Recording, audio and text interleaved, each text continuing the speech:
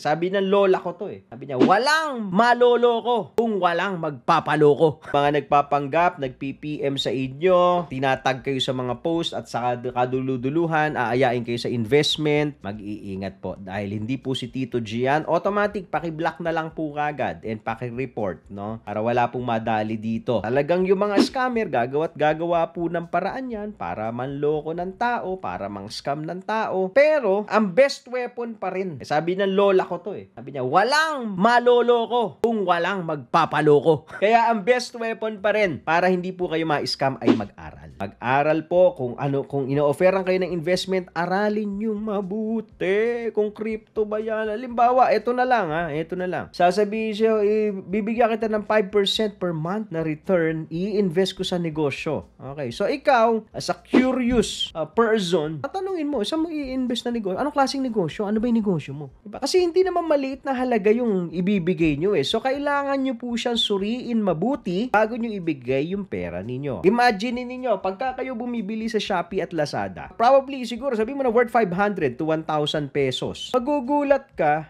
inaaral nyo mabuti yung product review. Bago mo bitawan yung 500 mo, bago mo i-check out, naka-add to cart na. Nakailang balik ka pa doon sa review. Tinitignan mo pa muna mabuti. Kino-compare mo pa nga sa iba eh. Dapat maging ganun din tayo kapag kami nag-aalok, especially pag may nag-aalok sa atin ng mga investment.